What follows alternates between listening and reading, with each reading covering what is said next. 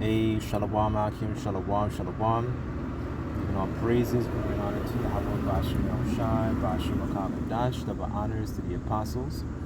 That was a great millstone for teaching us his truth and salutations to the sincere Akim and Akwakim and listen. May the blessing of election be upon your house. My name is Rukwai. I'm back here with another quick Lord's Will, as always, an edifying lesson. And for today's lesson, I wanted to go through a chapter in the book of Esther which describes the plot to basically against and persecute the Jews back in this particular empire known as the Persians and the Medes. It's also known as the Achaemenid Empire, right? Just to show you the different parallels of what happened in the ancient times is happening now, playing out today. I'm saying this, I'm going into basically, this lesson would be like a historical perspective of what's playing out today in regards to Bill C9 and the plot against, basically the men of the Lord and, so-called religious teaching, right? So, as a matter of fact, let me start off with this precept.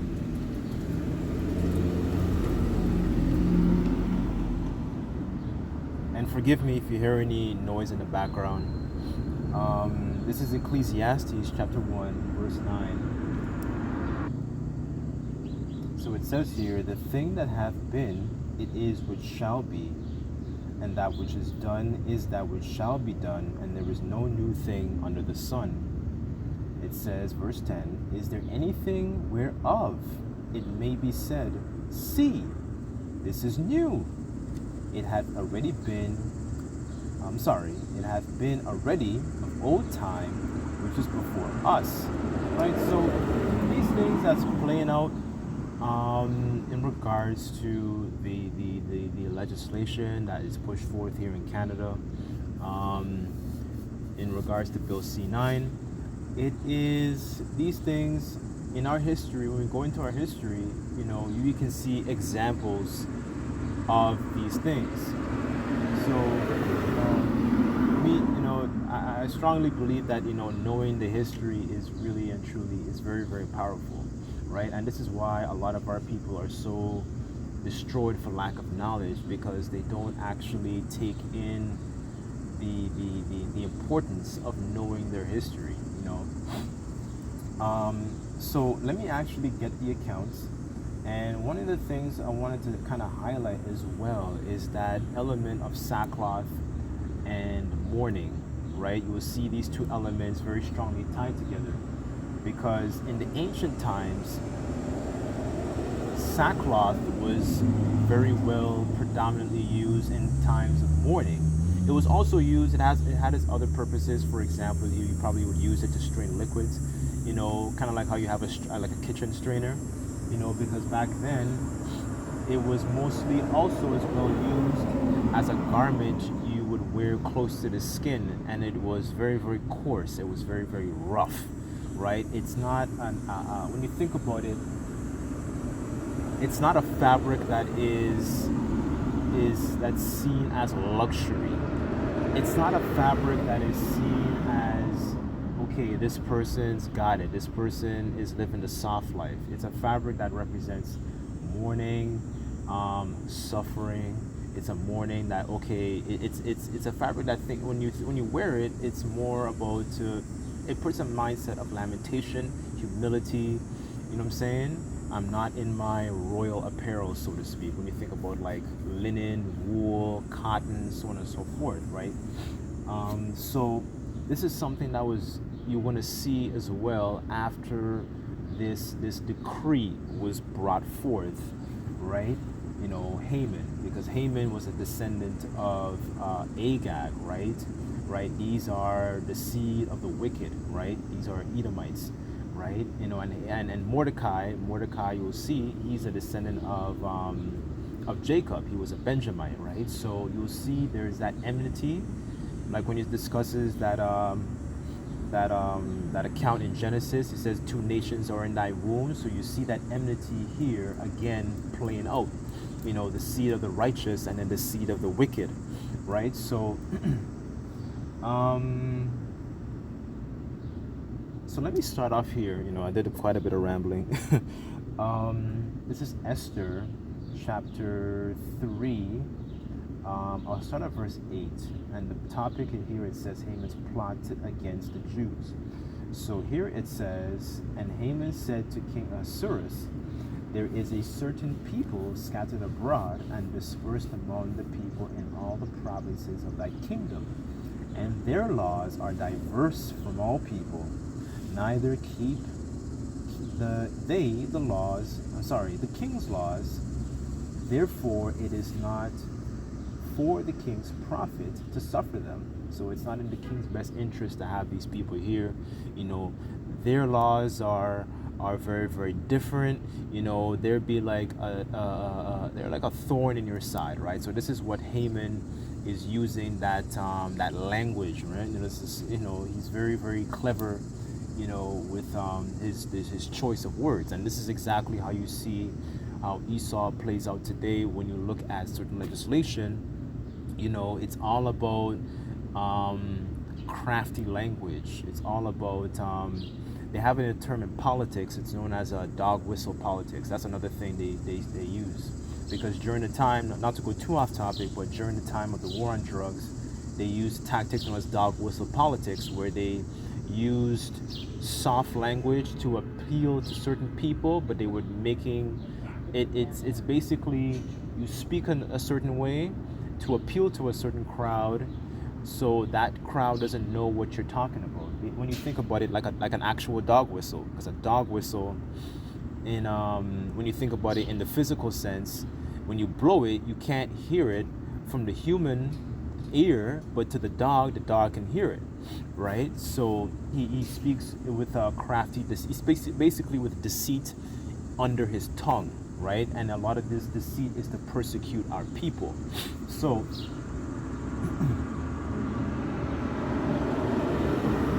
this is verse 9 here, and it says this: if it please the king, let it be written that they may be destroyed. I will pay 10,000 talents of silver to the hands of those that have the charge of the business, and to bring it to the king's treasury. So, okay, I want to pay, all this money to make sure that this decree gets pushed forth, right? Scriptures say, woe unto them that decree unrighteous decrees, right? Here it says, because it's not like you had, this is a massive province. This is a massive empire with 127 provinces, right? So you would have had Israelites, like, think about it back then. You would have had Israelites working might have had good positions, like maybe Mordecai, as you serve in the king's presence, so to speak. Serve as chamberlains, serve in the royal palace, and then you probably had Israelites that were more blue collar. You know what I mean? When I say blue collar, blue collar means like, okay, they probably had jobs where they worked more closer to the land. They worked with cattle. They were probably shepherds, right? So think about it back then in terms of how things were. Not all of them were living, not all of them were living a soft life, right? A lot of them lived, a very basic, plain, type of life, right? But it's a big empire. But this is the decree, basically, to persecute all the Jews. So,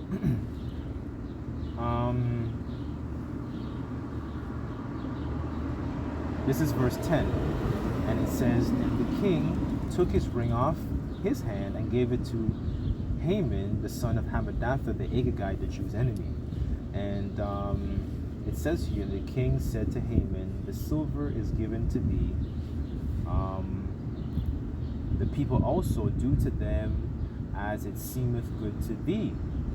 And then the king's scribes called on the 13th day of the first month, where was written according to all that Haman had commanded unto the king's lieutenants, and to the governors, and to that were over every province, and to the rulers of every people of every province. So like I said before, this is a very large empire, right?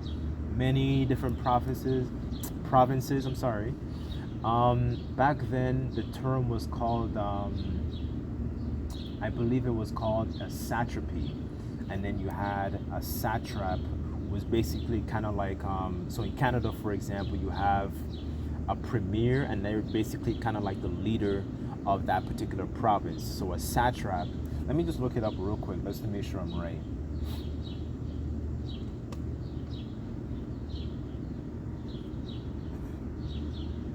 Okay, yes, so a satrap basically refers to a provincial governor of the ancient Median Persian Empire, right? Appointed by king as a viceroy, a satrap maintained law, collected taxes, commanded local armies, and the territory was known as a satrapy, right? So that's the fancy word basically for a province back in this time, right? Continuing on in verse 12, and it says, to the rulers of every people according to every province, according to the writing thereof, to every people after their language, in the name of King Ahasuerus, was it written and sealed with the king's ring, right? So this is the unrighteous decree, all right? It's being pushed forth. It has the king's assent, you know what I'm saying? So just like how you see, you know, with the Bill C9, and it goes through these different, you know, channels, and then it gets the, I believe is the governor general that gives its royal assent, right? That's the seal, and it's now enforced, right? So there is now force behind this decree, right? So it says here, verse 13, and the letters and this were sent by post to all the king's provinces to destroy, kill, and cause to perish all the Jews, both young and old, little children and women, in one day, even to the 13th day of the 12th month, which is in the month of Adar, and to take the spoil of them for a prey, and the copy of the writing for a commandment to be given to every province was published unto all people, that they should be ready against this day, right? So this is now, it's much more, it's now in effect, right? So this is how, you know, this is what's happening in these times, right? So this is the plot, right? Just like, you know, like I said before with the first precept, that which is then is now, right? So now there is no new thing under the sun. So what I want to do, I want to just shift over to chapter 4.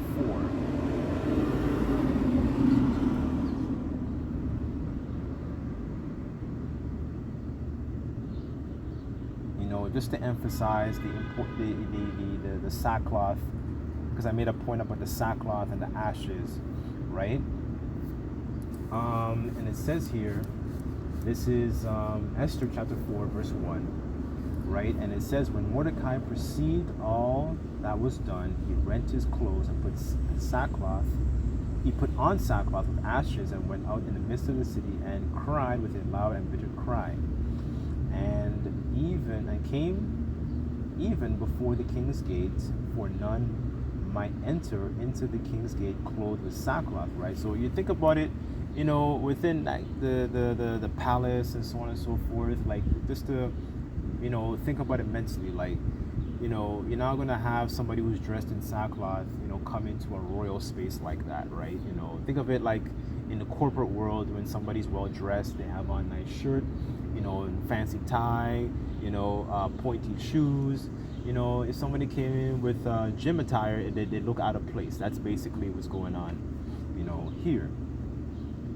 And it says, in every province, whithersoever the king's commandment in his decree came, there was a great mourning among the Jews, and fasting, and weeping, and wailing and many lay in sackcloth and ashes. So, so in this chapter here, now Esther basically learns of Haman's plot, right? The decree, the unrighteous decree, right? As a matter of fact, let me just get that,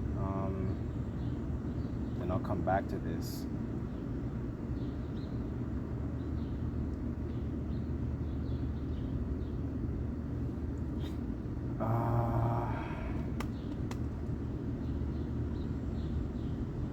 Just forgive any noise in the background again. It says Isaiah 10:1, and it says, "Woe unto them that decree unrighteous decrees, and that right grievousness which they have prescribed." Right. So woe, is a destruction. It's a unto them that decree these things. Even going back,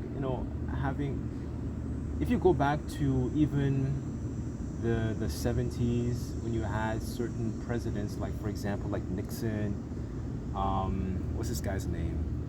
Reagan, the Bush senior, Clinton, they were all putting out all these different unrighteous decrees to basically get at our people.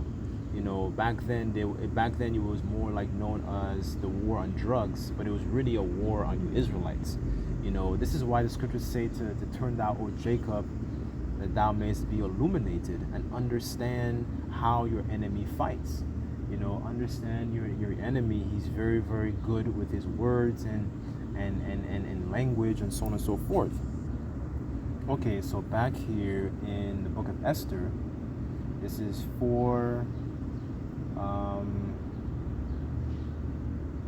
verse 4, and it says, "So Esther's maids and her chamberlains came and told it to her. Then the queen was exceedingly grieved, and she sent raiment to clothe Mordecai and to take away his sackcloth from him, but he received it not. Then Esther called Esther for Attach, one of the king's chamberlains, whom he had appointed to attend upon her, and gave him a commandment to Mordecai to know what it was and why it was. And then Tash went forth to Mordecai unto the street of the city, which was before the king's gate. And Mordecai told him of all that had happened unto him, and the sum of money. Remember the 10,000 talents, that was the sum that Haman proposed, right? That Haman had promised to pay to the king's treasuries for the Jews to destroy them.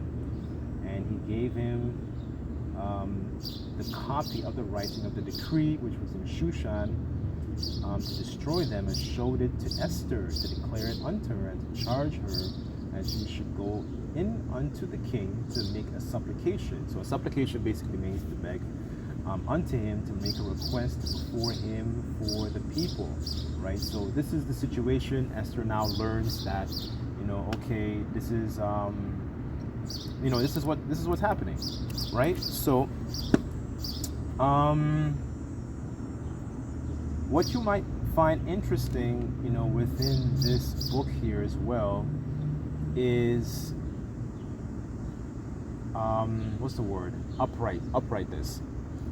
Because it ends up working out, and this is why it's good to meditate also as well on miracles as well, because when you go in later on into the story, I'm just going to get a book in the book of Psalms, right? When you go on throughout the rest of the story, Mordecai had, what's the word I'm looking for? He had, I don't want to say favor, but he gained favor because of his uprightness, with the king, right? To the point where it actually caused Haman to have, because Haman was like, okay, he was disturbed in the spirit because of Mordecai's uprightness, right? So I wanted to go to the book of Psalms here, and it says, this is Psalms chapter 37, verse 12, and it says here, "The wicked plotteth against just, and gnasheth upon him with his teeth. The Lord Yahweh Bashem El Shai shall laugh at him, for he seeth that his day is coming," right? So just like, you have the wicked, Esau, he plots against, you Israelites, but ultimately he plots against the elect of our people, because they're the ones that actually strive to keep the commandments, to the best of their ability. They're striving with a certain level of uprightness, where there is no a fault, right? Right? So, this is because, like, think about it this way: when our people behave in a way that's displeasing, the heathens understood that that was a good time to accuse them and to basically to attack them, and that when you, a good example of that, when you go through the book of Judith, that's where you really find that, because these heathens, especially Esau, he studies our people. He's very, very well studied. I'll give him that. Our people, when it comes to our people are very, very simple. That's why the scriptures say, "How long, ye simple ones, will you love simplicity," right? And fools that despise knowledge, right? So, this decree that is being pushed forth here in Canada, our people have made a conscious choice to continue to remain simple and not be aware of who they are. And if you don't know who you are, then you don't understand who your enemy is and how your enemy fights. So this is verse 13, and it says, I'm sorry, verse 14. This is what I really wanted to get here. It says, "The wicked have drawn out a sword, and have bent their bow to cast down the poor and the needy, and to slay such as be of upright conversation." And when you go into that word conversation, it refers to, in the etymology, it refers to a manner of life. It refers to conduct. It refers to not just discourse per se. It refers to just basically your mannerisms, so to speak. Our mannerisms are conducive to basically to life. It's not about bringing forth death, because when you think about our people's conversations, it just causes, to a righteous man, it would cause a lot of vexation, right? That's why scripture says in Peter's about Lot was vexed with basically the filthy conversations of the wicked, right? Because their manner of life is displeasing. Your manner of life is displeasing unto Yahweh Bashim Yahushai, right? So we strive to have an upright conversation, So, but this is one of the things that upsets the heathens when we actually have upright conversation, an upright manner of life. So, this is verse 15, and it says this: "The sword shall enter into his own heart, and their bows shall be broken," right? So all their plots and schemes would fall upon their own head, right? When you think about what Esau was blessed with, the sword, their technology, all these missiles that that they're using, to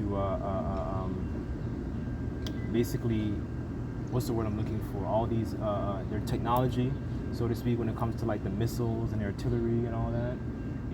All that is going to bring destruction to their own empire, to America, right? So, so that is a form of recompense. That recompense falling back on their own heads, right? So that's one of the things, to ultimately pray for. Continuing on in the book of Esther, what you will see is that recompense that Haman had towards that recompense that Haman had plotted towards our own people, his crafty device. He wanted to plot against Mordecai specifically. Eventually that recompense fell upon his own head, right? As a matter of fact, okay, let me see. I guess I'll end off with that, because we're in a time where we need the Lord to basically intervene for us. What's the word? What was that? Esther 6.